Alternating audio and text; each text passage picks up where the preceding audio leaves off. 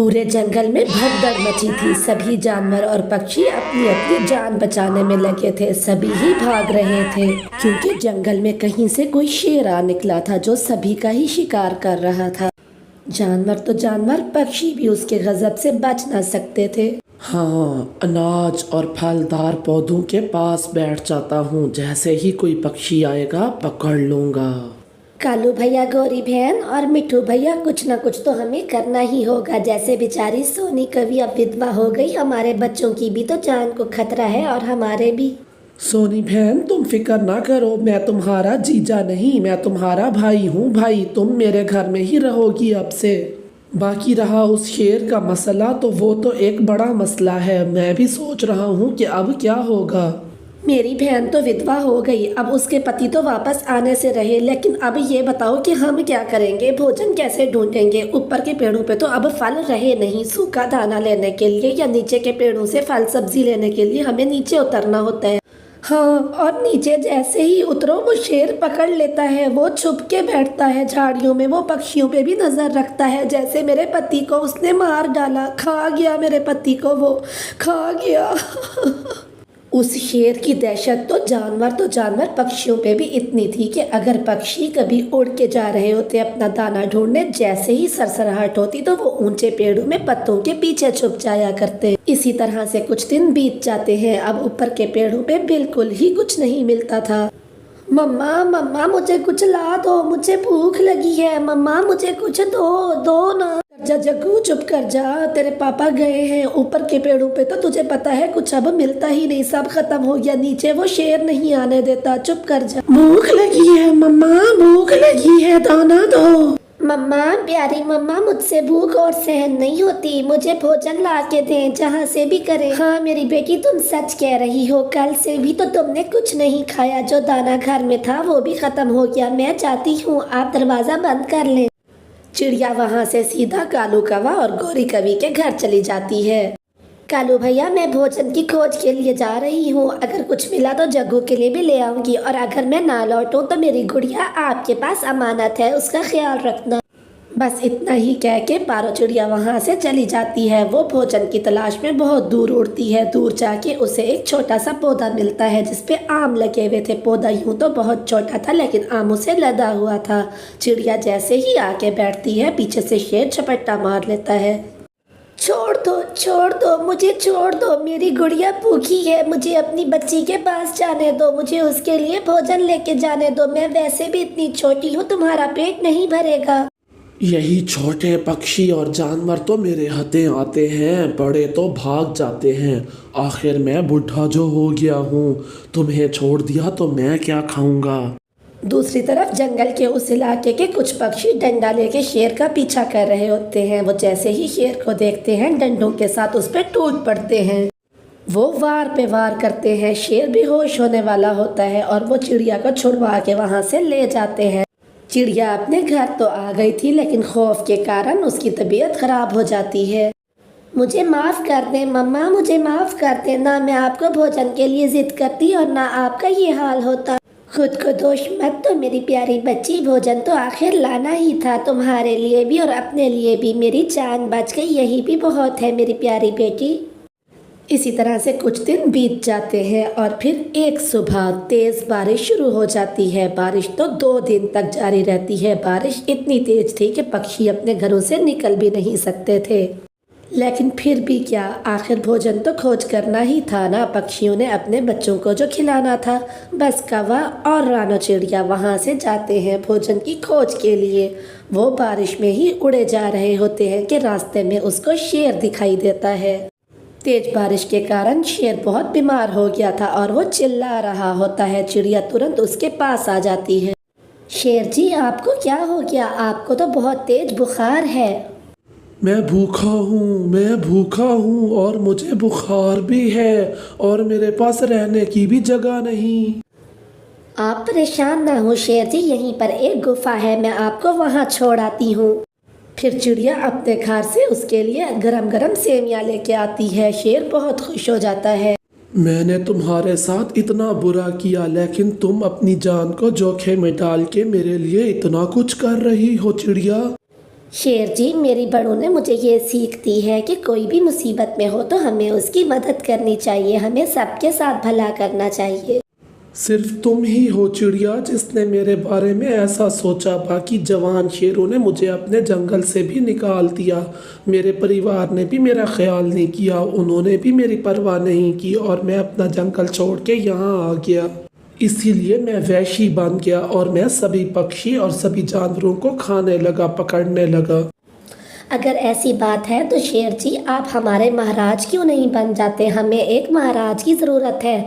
मैं ऐसा करती हूँ, आज ही पक्षियों से बात करती हूँ। आपको भी वचन देना होगा, आप एक अच्छे महाराज बन के जनता का ख्याल करेंगे और आप एक अच्छे शेर बन के रहेंगे।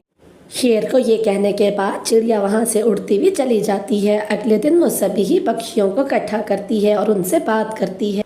इस तरह से पक्षियों, हमें एक अच्छे महाराज मिल जाएंगे और उनको एक जंगल मिल जाएगा, अपना घर मिल जाएगा। हाँ चिड़िया, कहती तो तुम ठीक हो। हमारे जंगल में कोई महाराज भी तो नहीं है, इसीलिए कोई ना कोई शिकारी जानवर आके हमारा शिकार करता रहता है और शिकारी पक्षी भी हमें बहुत तंग करते हैं। तो बस ठीक है, अगर शेर जी ये वचन देने को तैयार हैं कि वो हमारी रक्षा करेंगे तो मैं आज ही सभी जानवरों से बात करता हूँ। जानवर अगर मान जाएंगे तो सभी पक्षी भी मान जाएंगे। हम इन्हें आज ही महाराज बनाते हैं। सुबह हो जाती है। चिड़िया और कबूतर ने सभी जानवरों से बात कर ली थी। चिड़िया शेर के पास जाती है। उठे महाराज जी, सभी पक्षी और जानवर आपका इंतजार कर रहे हैं। क्या कहा महाराज? और मैं महाराज हूँ? चिड़िया, तुम्हारा ये एहसान मैं कभी नहीं भूलूंगा। फिर चिड़िया शेर को लेके वहाँ से चली जाती है और वहाँ आ जाती है जहाँ सभी जानवर इकट्ठे हुए थे। जानवर और पक्षी महाराज के इंतजार में इकट्ठे हुए थे एक जगह पर। बस फिर क्या था, चिड़िया और शेर भी पहुँच जाते हैं। उनमें से गाय बोलती है, महाराज जी, हम आपको महाराज बनाते हैं। महाराज की जय हो। लेकिन आपको भी वचन देना होगा, आप हम सब की रक्षा करेंगे और आप हमारा शिकार नहीं करेंगे। आप सभी ने मेरे लिए इतना किया है तो मैं भी वचन देता हूँ, मैं आप लोगों का शिकार कभी नहीं करूँगा और बाकी के शिकारी जानवरों और पक्षियों से भी आपकी हिफाजत करूँगा। आज से इस जंगल को और आप लोगों को कोई बुरी नज़र से नहीं देख सकेगा, ये मेरा वादा है। फिर सभी जानवर और पक्षी खुशी से महाराज की जय हो, महाराज की जय हो के नारे लगाने लगते हैं। जंगल में खुशहाली फिर से लौट आती है। सभी पक्षी और जंगल के जानवर खुशी खुशी और आज़ादी के साथ अपना भोजन ढूंढते और रहते थे। तो प्यारे बच्चों, हमें इस कहानी से ये सीख मिलती है कि बुराई को हमेशा अच्छाई से और प्यार से काटा जा सकता है। बुराई को कभी बुराई से नहीं मारा जा सकता। आपका धन्यवाद। उस चिड़िया की बेटी यूं तो बहुत सुंदर और गुणवान चिड़िया थी, लेकिन मम्मा चिड़िया के गरीब होने के कारण उसकी बेटी अभी तक कुंवारी थी। ये सब देख के कालू कौवा भी अपना मुनाफा कमाने उनके घर पहुंच जाता है। मजबूरी का फायदा जो उठाना था। क्या बात है रानो बहन, मैं हर संडे को देखता हूँ लड़के पक्षी वाले तुम्हारे घर आते हैं गुड़िया को देखने। कहीं अभी तक बात नहीं चली इसकी? क्या बताऊं कालू भैया, मैं गरीब हूँ और उनकी मांगें पूरी नहीं कर सकती, इसीलिए सबके सब मेरी बेटी में ही नुक्स निकाल के चले जाते हैं। ये दहेज की समस्या तो हम गरीबों के लिए फांसी का फंदा बन गई है। बिना दहेज के तो कोई शादी ही नहीं करता। खैर छोड़ो, अब मैं ढूंढ के लाऊंगा गुड़िया बेटी के लिए रिश्ता। कालू कौवा, अगर ऐसा हो सकता है तो जल्द से जल्द मेरी बेटी का रिश्ता करवा दे। मैं तो बहुत परेशान हो गई हूँ। अरे परेशानी की कोई बात नहीं, रिश्ते कराना तो मेरे बाएं हाथ का खेल है। बस तुम ऐसा करना, मेरा कुछ खर्चा पानी कर देना, बस फिर देखो रिश्ता कैसे होता है कल ही। खर्चा पानी का क्या मतलब कालू भैया, मैं कुछ समझी नहीं। देखो चिड़िया, अपनी गुड़िया बेटी का रिश्ता कराने के लिए मैं कई जंगल घूमूंगा, फिर जाके मुझे कोई अच्छा रिश्ता मिलेगा। इसमें मेरा भी तो वक्त खराब होगा ना, इसीलिए मुझे भी तो कुछ चाहिए। जी भैया, मैं समझ गई, मैं दे दूंगी आपके पैसे। कालू तो वक्त जाया ना करते हुए उसी समय ही दूसरे जंगल के लिए उड़ जाता है। वो अपने मित्र से मिलता है। भूरा कौवा कालू का पुराना दोस्त था। हाँ यार कालू, एक पक्षी मेरे नजर में है, लेकिन वो ज्यादा अमीर नहीं है। बस वही तो चाहिए, इसी तरह का रिश्ता तो चाहिए, क्योंकि चिड़िया भी दहेज नहीं दे सकती। बस मुझे ले चलो इसी वक्त। बस फिर क्या था, कालू कौवा भूरे कौवे को लेके उसी वक्त रिश्ते वालों के घर चला जाता है। कालू कौवा जाते साथ ही सारी बात बताता है कि किस तरह चिड़िया गरीब है और गुड़िया किस तरह से अच्छी चिड़िया है। तो बस रिश्ते वाले फौरन मान जाते हैं। कालू कौवा तो रिश्ते वालों को लेके तुरंत ही चिड़िया के घर आ जाता है। हमें अच्छी लगी है, हमें आपकी बेटी गुड़िया बहुत पसंद आई है।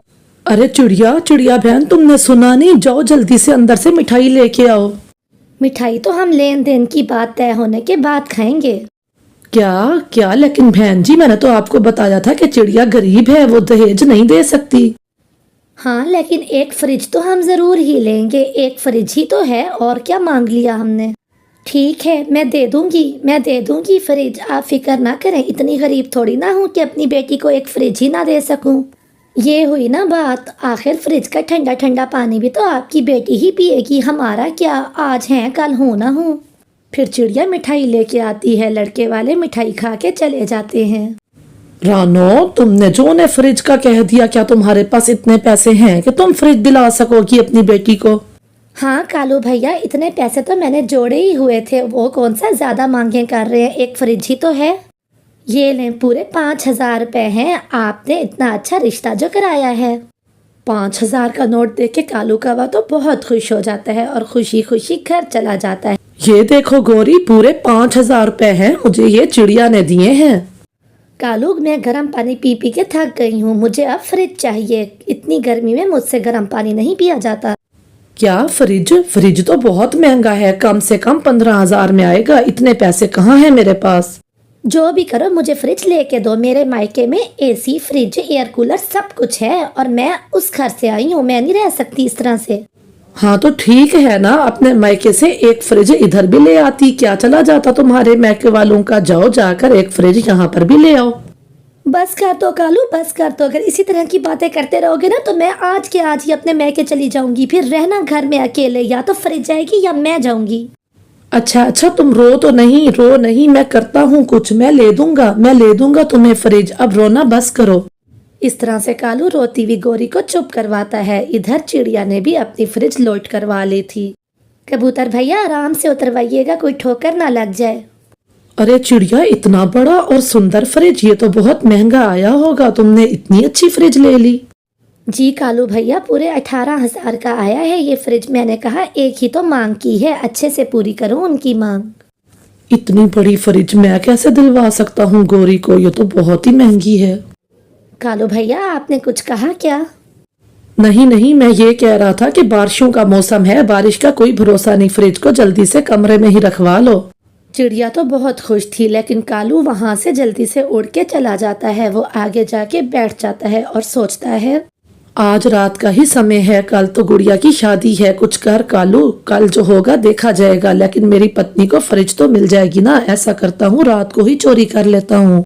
शाम ढल जाती है और रात हो जाती है। कालू कौवा तो इंतजार में था। जैसे ही रात होती है, कालू कौवा निकल पड़ता है। वो सोई हुई चिड़िया के घर से फ्रिज चुरा के घर ले आता है। अरे कालू, इतनी बारिश में तुम ये फ्रिज कहाँ से ले आए, वो भी इतना बड़ा? चिड़िया के घर से चुरा के लाया हूँ। उसने अपनी बेटी के दहेज के लिए ली थी ये फ्रिज, और मैं रात उसके घर से चुरा के ले आया। ये तो तुमने बहुत अच्छा किया कालू। फ्रिज तो बहुत बड़ा और अच्छा है, महंगा भी बहुत होगा। मैं ऐसा करती हूँ, इसे झाड़ियों में छुपा देती हूँ। फिर गौरी कवि जंगल में झाड़ियों के अंदर उसको छुपा देती है। हम लुट गए, हम बर्बाद हो गए। गुड़िया बेटी, फ्रिज कोई ले गया आपकी। मम्मा, घर की कुंडी भी टूटी हुई है। मुझे लगता है रात को कोई चोर आया था और चुरा के ले गया। आपके रिश्ते वालों को अब मैं क्या मुंह दिखाऊंगी, वो तो रिश्ता तोड़ के चले जाएंगे। आप मत रोएं मम्मा, हम उनको समझाएंगे, वो हमारी मजबूरी और हमारी बात समझ जाएंगे। आप मत रोएं। अगले दिन मंडप सजा था। चिड़िया की बेटी की बारात आई थी, शादी होने को थी। बहन जी, फ्रिज कहाँ है? पहले फ्रिज दिखा दें हमें। वो बहन जी, फ्रिज तो मैं लेके आई थी, लेकिन वो रात चोरी हो गई। चोरी हो गई का क्या मतलब? मैं सब जानती हूँ, ये बहाने हैं। नहीं बहन जी, मेरा विश्वास कीजिए, वाकई ही रात को चोरी हो गई हमारी फ्रिज। मैं सब जानती हूँ आप लोगों के बहाने। फ्रिज के बिना शादी नहीं होगी। चलो चलें, हम यहाँ से बारात लेके जा रहे हैं। नहीं बहन जी, आप बारात लेके वापस ना जाएं, मैं जाती हूँ, मैं लेके आती हूँ फ्रिज। ऐसा कहते हुए चिड़िया तुरंत ही वहाँ से निकल पड़ती है। वो कबूतर की शोरूम में जाती है। फ्रिज के शोरूम में जाके वो कबूतर से उधार फ्रिज मांगती है। सब्जी की दुकान पे आई हो क्या कि तुम्हें उधार फ्रिज दे दूं? फ्रिज भी कोई उधार देता है? इतना बड़ा आइटम उधार में नहीं मिलता, जाओ यहाँ से। मेरी बेटी की शादी टूट जाएगी कबूतर भैया, मैं आपका 1-1 रुपया चुका दूंगी, मुझे एक फ्रिज दे दें। चिड़िया कबूतर को बहुत समझाती है और बहुत मिन्नतें करती है, लेकिन बहुत मिन्नतें करने के बाद भी कबूतर नहीं मानता। चिड़िया निराश होकर वहाँ से आ जाती है। वो लौट रही होती है कि बारिश शुरू हो जाती है। वो कुछ देर के लिए बाहर बैठ जाती है और रोने लगती है। वो बारिश में बैठ के चिंतित हो रही होती है कि वहीं एक परी प्रकट होती है। चिड़िया, मैं सब जान चुकी हूँ कि आप अपनी बेटी की शादी को लेके परेशान हो। आपके लिए ये घास की बनी हुई फ्रिज है, जाओ इसे ले जाओ।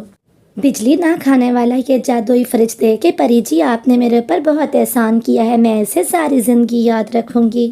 चिड़िया वो फ्रिज लेके लड़कों वाले के सामने रख देती है। आप हमें बेवकूफ़ समझते हो क्या? ये कौन सी फ्रिज है? बहन जी, ये घास वाली जादुई फ्रिज है, ये बिजली भी नहीं खाता, आप मेरा यकीन करें। फिर लड़के वाले मान जाते हैं और गुड़िया की शादी हो जाती है। वो दोनों खुशी खुशी अपने घर में रहने लगे हैं और खुशी खुशी अपना जीवन बिताते हैं। कालू, शादी तो हो गई और किसी को शक भी नहीं हुआ। आओ चलो अब हम फ्रिज निकालते हैं। हाँ चलो, अब झाड़ियों में से फ्रिज निकाल के घर ले आते हैं। वो दोनों फ्रिज निकाल के घर आते हैं, लेकिन जैसे ही फ्रिज चलाता है कालू को धचका लगता है और वो दूर जाके गिरता है। बिजली के करंट से उसकी मौत हो जाती है, क्योंकि फ्रिज की तार को चूहों ने बुरी तरह खा लिया था। अब गोरी बैठी रोती रहती है। कालू को बद्दुआ लग गई थी चिड़िया की। तो प्यारे दोस्तों, किसी के साथ बुरा नहीं करना चाहिए।